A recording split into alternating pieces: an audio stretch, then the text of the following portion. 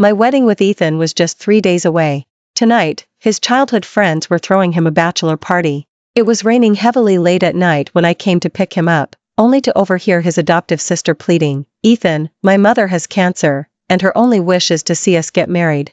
Even a few of his childhood friends chimed in. "It's just a ceremony. Any understanding woman wouldn't mind." Right, you and Chloe are practically family anyway. Just help her out." Though didn't answer directly, he pulled out his phone and called his assistant. "My wedding ceremony with Grace is set for the evening, but we rented the venue for the whole day, right? Here's the plan, same day, same location. I'll have a wedding with Chloe at noon, then the one with Grace in the evening. Arrange it quickly." I quietly closed the private room door. Suddenly, I felt Richard had been absolutely right. Infidelity discovered before marriage should always be considered a cause for celebration. 3 days. Enough time for me to settle accounts from the past. My heart pounded for a moment. I thought I was imagining things. But through the gap in the door, I clearly saw Ethan pick up a glass of water from the table and hand it to a feigning helpless Chloe. His tone was smug and fearless. "It's no big deal." The moment he finished speaking, the private room erupted in laughter. "I told you Ethan is a grateful person." "Yeah, especially since Ethan and Chloe were childhood sweethearts to begin with." "Chloe, don't be sad. With a round, everything will be fine. Come on, everyone, let's raise a toast to Ethan. Now that's a real man." Chloe gracefully stood up, wiped away her tears, and immediately leaned into Ethan's chest. "But, shouldn't we tell Ms. Grace first to avoid any misunderstandings?" His childhood friends exchanged knowing smiles. "You're right, Chloe, you always think things through." "Ethan, quickly call Ms. Grace and have her come here." Ethan replied with LL confidence. "Don't worry, Grace is very gracious and accommodating, she'll understand." Half an hour later, I sat numbly beside Ethan, my mind a complete blank. Chloe held up her glass. "Ms. Grace, thank you. You really are just as Ethan described, so gracious and accommodating." She cast a fleeting glance at me, then downed her drink. But I genuinely hadn't processed it. In 3 days, my fiancé was going to marry another woman first? Same day? Same place? Seeing my lack of reaction, Chloe put down her glass, her voice laced with malice beneath a veneer of grievance. "Ms. Grace, I know this might make you uncomfortable, but it's my mother's only wish, and Ethan's best chance to repay his debt. You wouldn't want to see Ethan called ungrateful, would you?" I looked up, my eyes filled with deep confusion. "Couldn't you find anyone else? Do you really have to go after Ethan, a married man?" The previously lively private room instantly fell silent. Even colder was Ethan's handsome face. "Grace, that's a bit strong. We haven't even gotten legally married yet." I turned my head. "What? Are you trying to pretend you're single?" Seeing the awkward atmosphere, Ethan's childhood friend Kyle quickly came over to smooth things over. "Sister-in-law, don't get angry. People from our hometown are all kind, they wouldn't." I cut him off. "Excuse me, are you married? Are you single? Since we're all friends, why don't you help Chloe out instead?" Kyle dropped his glass, and as if I were intentionally looking for trouble, he said sarcastically, "Ms. Grace, please don't mock me. Ethan is an eligible bachelor. I can't even compare to a single strand of his hair. Don't you know that? Otherwise, you wouldn't be so harsh and defensive towards others." Ethan slammed down the wine glass in his hand, and the crimson liquid splattered onto my moonlight white Hermes bag. This bag was the first gift he ever gave me. He personally picked it out at the store after earning his first fortune. His brows furrowed so deeply they looked like they could kill a fly. "Grace, if it weren't for Chloe's family, I might have grown up in an orphanage, and I certainly wouldn't have achieved what I have today. I have to repay this kindness. As for the venue, Aunt's condition is critical, and it's peak wedding season right now. There's no way we could book a venue on short notice. What's wrong with borrowing the place we booked for a morning? Anyway, our ceremony is in the evening. It's called not wasting resources, got it?" I looked at Ethan and suddenly felt he was a stranger. The boy who confessed his feelings to me freshman year. The young man who worked hard to start his own business right after college, wanting to build a home for me. The ambitious man who toiled tirelessly, day and night, vowing to be my support. Today, he actually agreed to marry another girl. And before me, no less. The air in the private room was suffocating. I made an excuse to leave first. It was only while waiting for the elevator that I realized I'd forgotten my bag. Turning back, I overheard the conversation inside. "Ethan, speaking honestly, Grace's temper is nowhere near virtuous and gentle. She's far worse than our Chloe. If only those misunderstandings hadn't happened back then, you and Chloe would definitely be so happy now, a golden couple. I heard you only pursued her back then because she resembled Chloe by about 50 or 60%, right? Under the barrage of vicious words from all sides, Ethan finally spoke impatiently. All right, everyone, shut up. Chloe seized the opportunity to smoothly interject with understanding. Everyone, please, let's all calm down. You know Ethan has a soft heart. Ms. Grace has been with him for so many years, and she can't live independently without relying on a man. Even if he doesn't love her, Ethan couldn't bear to abandon Ms. Grace. Rely on a man to live? Doesn't love her, yet can't bear to abandon her. I took a deep breath, trying to calm my surging emotions. After a long while, I heard Ethan speak again. His low voice was tinged with helpless relief. Those are all things from the past. Chloe deserves a better future. A better future. What high hopes and blessings. Immense humiliation instantly flooded through me. I dug my nails into my palms to keep myself from lashing out. I turned and left so quickly that I didn't hear what Chloe said next. She said, Ethan is truly good to me. It's just my bad luck that I always missed out on him. But I don't think I'm worse than Ms. Grace. If not for those misunderstandings, perhaps Ms. Grace wouldn't even be in the picture, and we wouldn't have to feel guilty towards her. The moment she finished speaking, Ethan chuckled softly. Chloe, don't say that. Grace and I have known each other since she was a teenager. She's been with me through 6 years of starting this business. It was my request that she didn't work after graduation. I wanted someone to greet me when I came home. You need to understand, the wedding is just a formality, so Aunt won't have any regrets. As for anything else, let's not bring it up again. Chloe's face instantly changed. The private room fell silent, frozen by Ethan's warning. A group of his childhood friends tried to smooth things over. Ethan, don't be angry. We all know you're loyal and honorable, and that you appreciate Ms. Grace's kindness. We get it. Chloe's voice was tearful. Ethan, I'm sorry. I shouldn't have defended you. I really shouldn't have. It's just that last time you and Ms. Grace argued, she didn't give in at all, and my heart went out to you, which is why I spoke without thinking. Ethan merely frowned. Don't let it happen again. The words sounded like a reprimand, but his tone was gently helpless. I suppressed my nausea and stumbled downstairs. Outside, the rain was sparse, and the wind was fierce. Every word spoken in the private room echoed in my ears. Suddenly, countless haunting images assailed my mind. Grace, thank you for choosing me. Once I save enough money, I'll give you a lavish wedding, letting the whole world witness our love. In an instant, everything, all of it, vanished into thin air. The sky boomed, and the slanted rain intensified once more. Turns out thunder can be so bone-chilling. My car keys were in my bag, so I had no choice but to stand sheltered from the rain under the eaves of a coffee shop. The area was filled with people taking shelter from the rain. My phone vibrated. It was a message from Ethan. You forgot your bag. Remember to come back for it. I've had my assistant coordinate the venue situation. Let's keep this from your family, all right? You need to understand, the Chloe's family has been kind to me. Chloe wouldn't have come to me if it wasn't absolutely necessary. I hope you understand and don't make a big deal out of it. I turned off the screen, looking at the bumper-to-bumper traffic on the road. A wave of intense nausea washed over me. My limbs felt weak, I became dizzy, and I stumbled, nearly falling. A passerby kindly steadied me. Ma'am, are you all right? I stood up, thanked the passerby, and replied to Ethan. Leave the bag at the front desk, I'll pick it up later. After and his group left, the rain lessened, and I picked up my bag. Suddenly, I felt like taking a walk in the light drizzle. I walked for a very long time, long enough to fully recall all the years I had spent with Ethan. The year I graduated from college, my elders wanted to send me abroad for further studies, but to be with him, I gave it up and chose to pursue my master's degree in this city. Richard, frustrated by my stubbornness, scolded me. If you regret it, don't come crying back home. Few people knew that my mother had passed away from illness when I was in elementary school.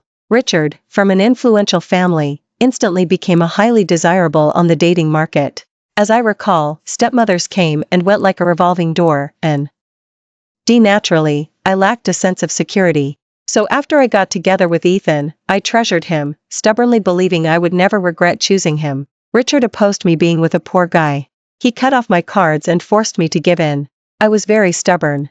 I economized with Ethan, and during our toughest times, I lived with him in a basement apartment. The room was cold and damp, so we just hugged each other for warmth. He looked at me apologetically, but I smiled and comforted him. Don't be sad. Just pretend we're on an island getaway with a waterfront view. At that time, his arms trembled as he held me, and he promised me in an almost solemn tone, Grace, we will definitely have a wonderful future. Until today, I had always believed him, and he had truly delivered.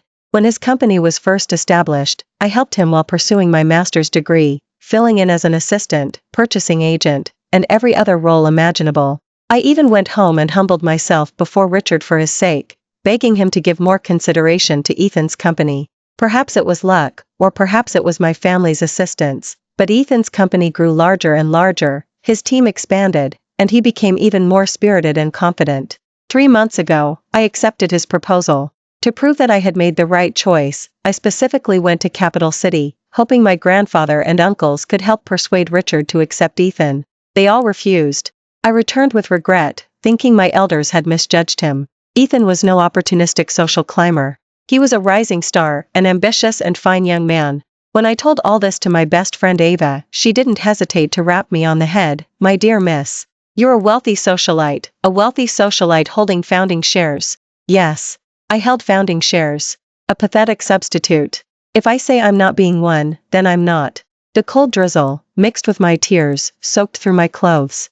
My phone started vibrating again. T was Ethan. But he wasn't the one filming. At the end of the video, there was a heartbreaking line. If I were you, I'd feel completely superfluous. On the hotel sofa, Chloe nestled against Ethan, her eyes alluring. Ethan, what do I do? What should I do? Ethan gently stroked her head, each touch filled with emotion. Don't be afraid. I'll be by your side, helping you through any difficulties. But you're getting married, you're marrying another woman. Once you have another woman, you won't remember me, you won't be good to me anymore, you'll find me annoying and won't care about me. Chloe playfully nuzzled Ethan's neck, incredibly seductive. Ethan's chest rose and fell. His free hand clenched into a fist, yet he didn't push Chloe away. Pedestrians came and went, all holding umbrellas.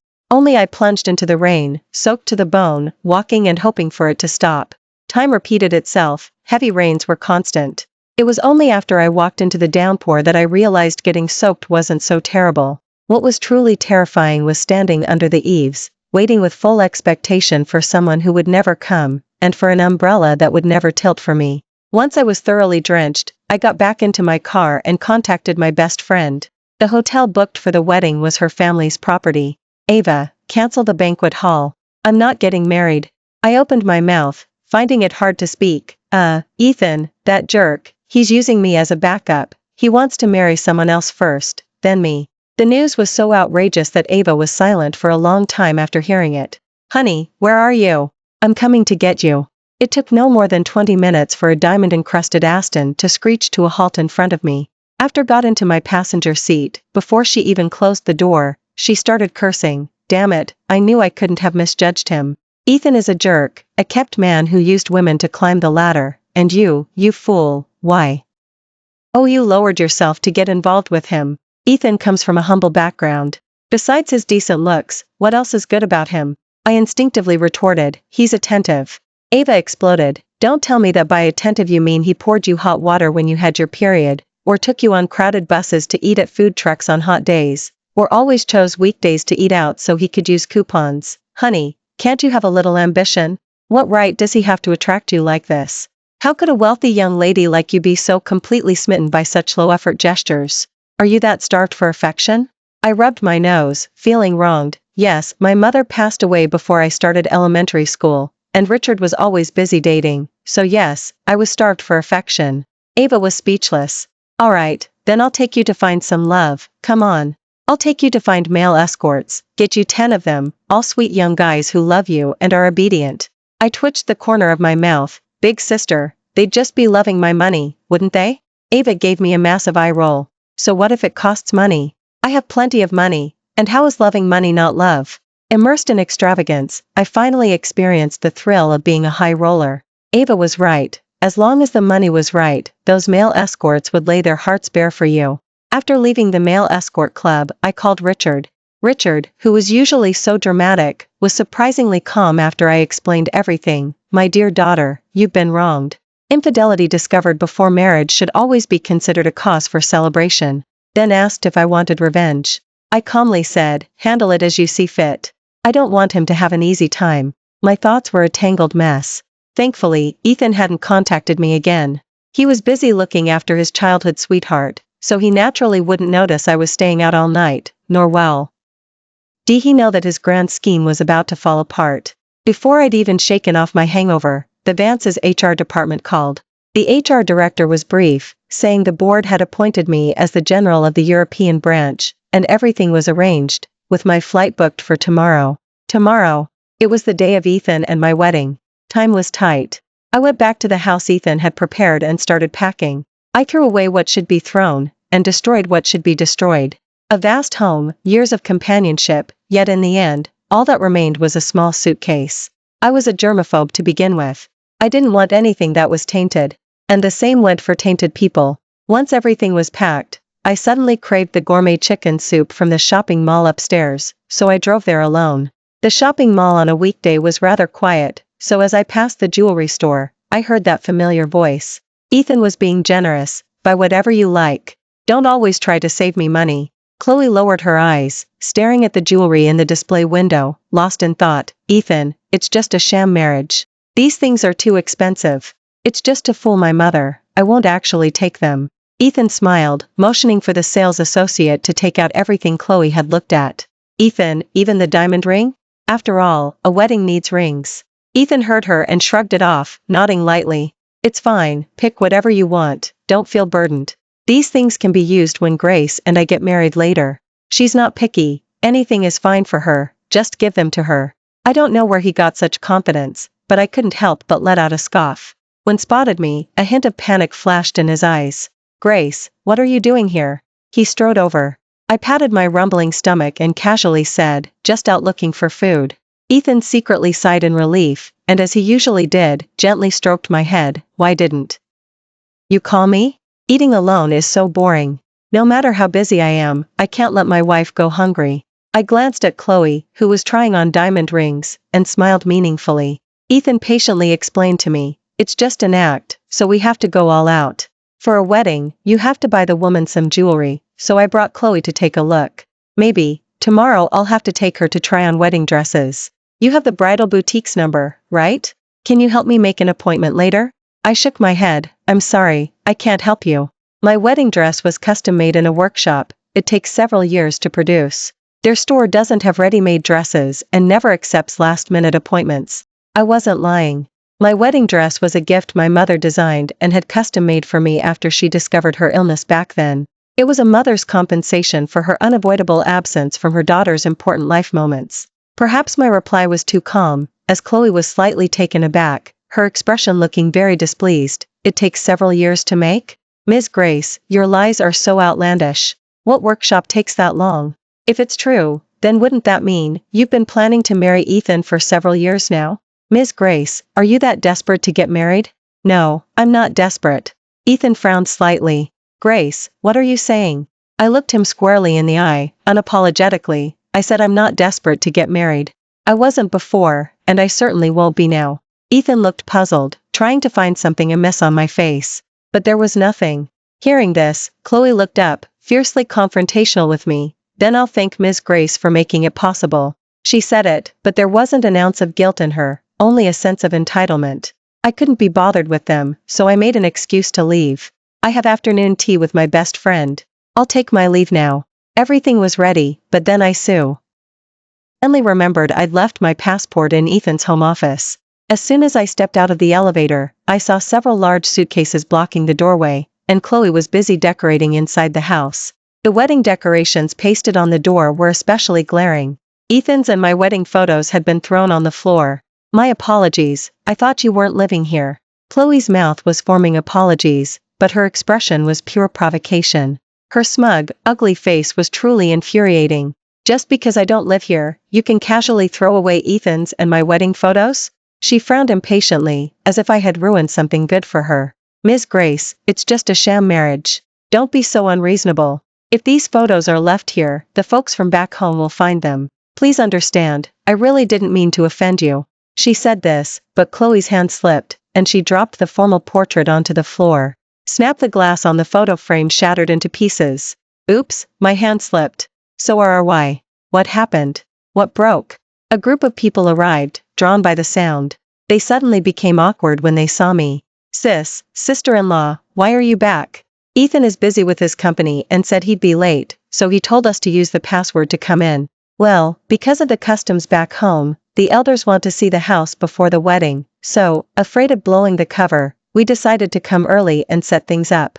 But don't worry, we would never touch your personal belongings, and we'll tidy everything up for you afterward, making sure it's exactly as it was. I looked at Ethan's childhood friends, who were ostensibly there for the wedding but actually just freeloading off him in the big city, and suddenly felt a little sorry for him. I also wondered, if we're still dirt poor right now, would you still cling to him and insist on a sham marriage? Would your mother even agree? Ethan did like you back then, but your mother looked down on him for being poor and humiliated him like that. Can you really pretend nothing ever happened now? The room fell silent, you could even hear the onlookers gasp. We two women were fiercely confrontational, and not a single one of his childhood friends dared to intervene. Chloe stubbornly bit her lower lip, as if she had suffered a huge injustice. Why are you so cruel? I'm doing all this for my mother, so she can pass away peacefully. Her tears fell like broken pearls, and she looked somewhat pitiful. Grace, what are you doing? Wasn't this already agreed upon? Exactly. Are you panicking because Ethan and Chloe are getting legally married?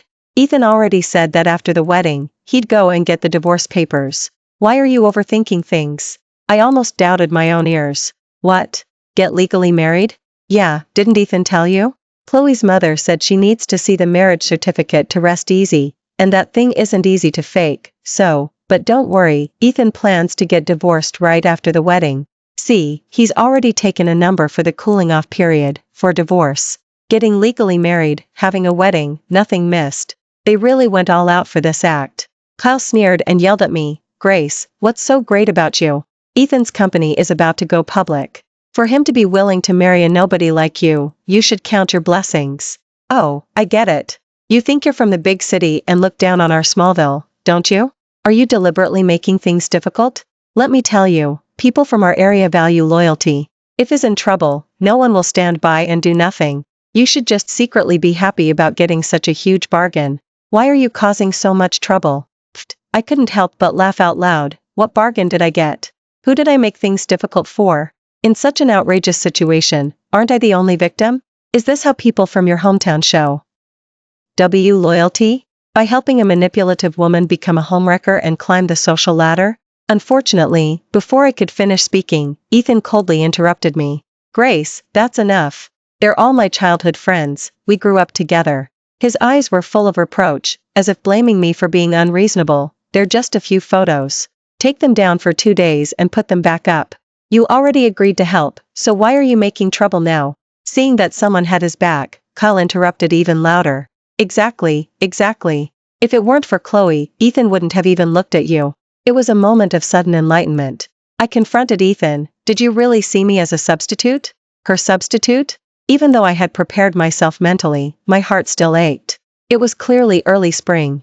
The house was filled with warm sunlight. Yet I still felt like I had fallen into an ice cave, my body trembling uncontrollably. Turns out, placing your trust in the wrong person is such a disgusting and cruel thing. Ethan avoided my gaze. Grace, I don't want to argue with you. You're not calm enough right now. I went to the home office and found my passport. Calm, my ass. I'm not playing house with you anymore. That evening, after Ethan had arranged everything, he suddenly remembered to video call me. The call connected, and his refined, gentle face appeared on the screen. Seeing that I picked up, a smile spread across his face. Are you really mad? I put down the branch office documents I was holding, lowered my gaze, and shook my head. Ethan massaged his temples, looking utterly exhausted. Grace, things have been hectic these past few days. I'm really tired, and I've neglected you. I'm sorry. Just now, I noticed your things were gone from the house. Your closet and dressing table are empty. Why? I looked up and bluffed. Oh really? Wasn't it your dear sister, going all out for her act, who cleared out my things? Ethan stared at me for a few seconds, suddenly looking guilty. Is that so? That's all right. I'll buy you new, better ones later. I tugged at the corner of my mouth, unable to genuinely smile. Oh, and by the way, I saw your bag was dirty that day. How about this? I'll buy you another one. What color do you want? His nonchalant, dismissive attitude was sickening. Forget it, I don't want one. Ethan frowned again. Why? Why don't you want one anymore?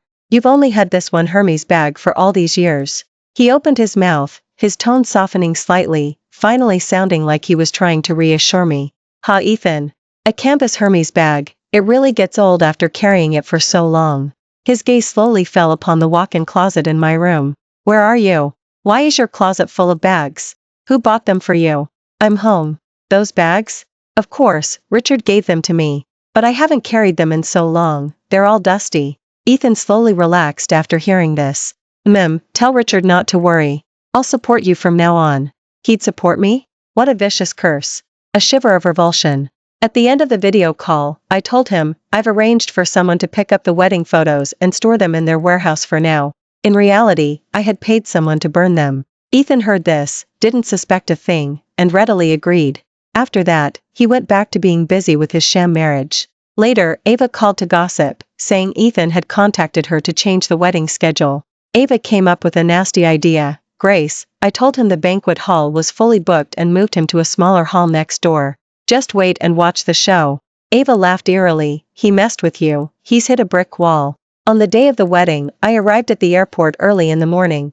After passing security, unfamiliar text messages started flooding into my phone, one after another. Chloe's wedding dress was a common trendy item. Ms. Grace, I'm sorry, but I walked the red carpet with Ethan a step ahead of you. Even though the wedding is fake, Ethan's love for me is real, and the wedding was carefully planned.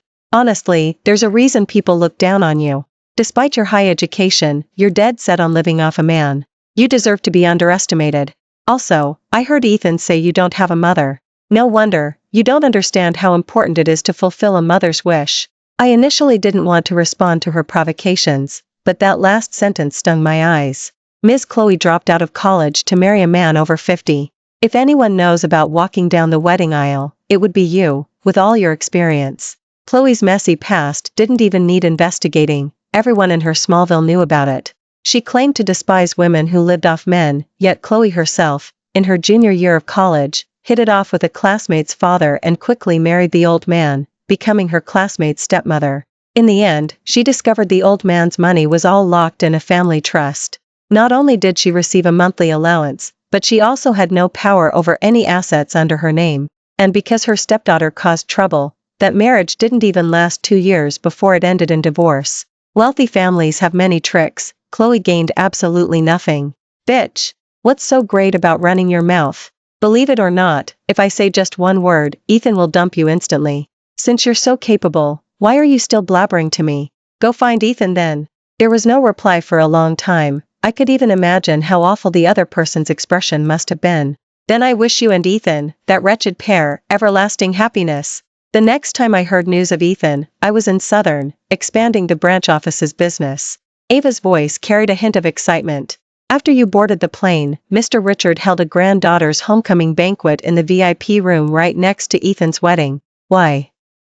Oh, you wouldn't believe it, the people who came to the wedding were stunned. They thought they were coming to attend the reception, but instead, they witnessed a huge scandal. The dazzling sunlight made it hard for me to open my eyes, and I couldn't help but laugh. What kind of tone is that? You haven't finished, have you?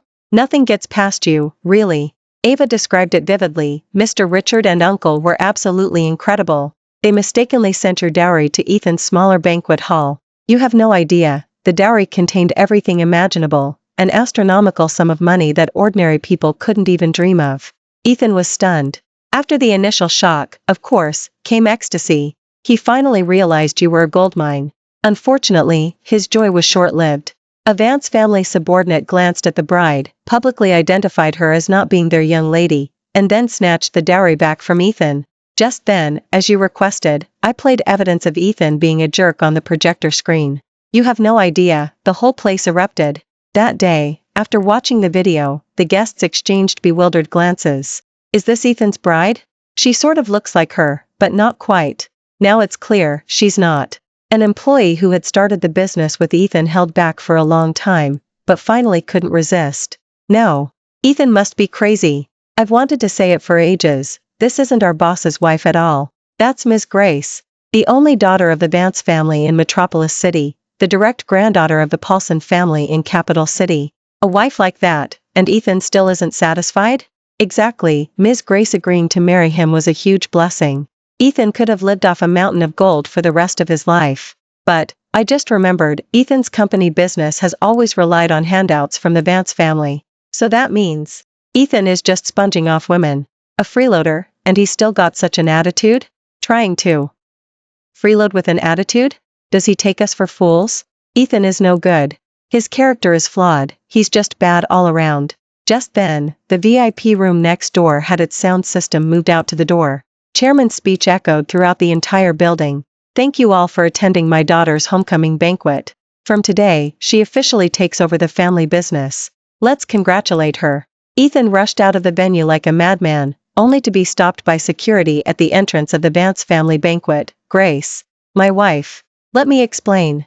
Mr. Richard, Dad.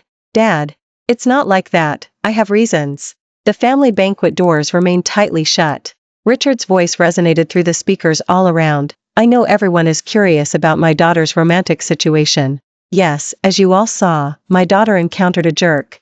But she cut her losses in time, and her life is back on track. As a father, while my heart went out to my daughter for what she endured, I'm also glad I could provide her with a safety net. With me, her maternal grandfather, and her uncles, Grace has all the confidence she needs to start anew. I believe infidelity discovered before marriage should always be considered a cause for celebration.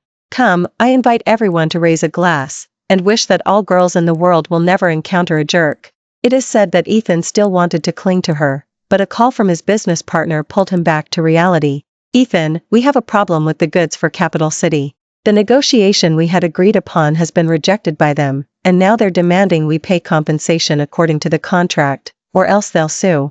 What's going on? Initially, they said it was their own company, so it would be easy to discuss. But since the day before yesterday, their attitude suddenly hardened. They kept saying it was strictly business. Ethan, with the compensation and losses, we simply can't afford to pay. Ethan was fury. Us, what the hell? How can such a big company be so fickle? This is ridiculous. He was halfway through his sentence when he suddenly remembered what the guests had just said. That's Miss Grace, the only eldest daughter of the Vance family in Metropolis City, and the direct granddaughter of the Paulson family in Capital City. Knowing this, I was doubled over with laughter. Ava said, hearing you laugh puts my mind at ease. I was worried you wouldn't be able to move on. I looked at the blue sea and sky before me. There's nothing to let go of. Why didn't I realize before that life away from a jerk is so much better? When returned home, crestfallen, the wedding decorations from the morning's bridal procession still hadn't been taken down. Chloe had clearly taken on the role of mistress of the house. Seeing return, she walked over to him with concern. Ethan, the Vance family was utterly disgraceful, abusing their power. Don't touch me. Ethan was filled with pent-up fury and didn't know where to unleash it, and roughly shoved Chloe away with his arm. Chloe stumbled backward, knocking over the handbag on the sofa. A week-old medical report fell out. A week ago was precisely when Ethan had informed Chloe and her mother about his marriage to Grace. Chloe quickly snatched the report back from his hand. I've been so busy lately, I completely forgot to tell you. It was a misdiagnosis at our Smallville hospital. My mom just has a stomach ulcer, not stomach cancer at all. It was a false alarm, Ethan, isn't that lucky? His head bowed. Ethan seemed to be on the verge of tears and laughter. Chloe, you and your mother did this on purpose, didn't you? He spoke with an unprecedented coldness. Ethan grabbed Chloe forcefully, the bloodshot veins in his eyes looking terrifying. Divorce. I'm divorcing you right now. Where are we going to get divorced in the middle of the night? City Hall isn't even open. You need to calm down first. I can't calm down. I see. Aunt. Chloe considered herself utterly charming, and naturally expected to come out on top. Ethan, have you considered that this is destiny? Since we're already legally married, why don't we just make this work? Things are different now.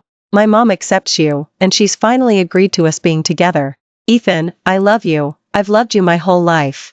Ethan was frozen by her words, and Chloe, thinking he was truly moved, wrapped her arms around his waist from behind. Ethan, I'll be a good wife. I'll take care of everything at home for you, so you can thrive in the business world without any worries. Ethan was jolted awake, his lips trembling for a long moment, before he finally whispered, Chloe, you tricked me into marriage. I hadn't intended to be utterly ruthless, but some people just didn't want peace. That day, the Vance's PR department and Ava almost simultaneously shared a video of me, seeing desperately plead with me, Chloe actually made a desperate gamble. She made a video, romanticizing their childhood sweetheart's relationship as beautiful and dreamlike. In the video, Ethan and Chloe walked hand in hand along country paths, rode bicycles through the lush green of summer, and their past innocence combined with their side-by-side stance at the wedding, gave uninformed people the illusion of a golden couple. Mid-video, the tone suddenly shifted, and Chloe appeared with a pale face, delivering a monologue. "We had the most beautiful relationship in the world, but unfortunately, during college, my beloved was entangled by a domineering and love-struck heiress. She threatened him that if he didn't comply, she would ruin him. Ms. Grace, please let us live our lives, and stop suppressing us with unethical means, I beg you." The video concluded with Chloe sobbing uncontrollably and a close-up of my face with a barely there mosaic filter. This incident sparked a massive public outcry. Uninformed netizens lambasted me on all my social media accounts. Shame. Less, unloved homewrecker. What kind of society is this, still forcefully taking someone's man? However, these criticisms were soon drowned out by revelations from informed netizens. According to reliable sources, the eldest daughter accompanied the poor guy in starting his business, and then the manipulative woman in the video falsely claimed her mother was ill, leveraging a past favor, forcing the poor guy to marry her to fulfill her mother's wish. The poor guy must have lost his mind to actually agree. He even planned to hold 2 weddings at the same time and place, marrying his childhood sweetheart in the morning and the eldest daughter in the afternoon. That's absolutely ridiculous. If my daughter went through something like that, I'd make sure to grind that jerk and that woman's bones to dust and scatter them. Initially, some smaller companies were still willing to cooperate with Ethan, dreaming that Ethan and I still had something going on, and that Ethan's company would still receive support from the Vance.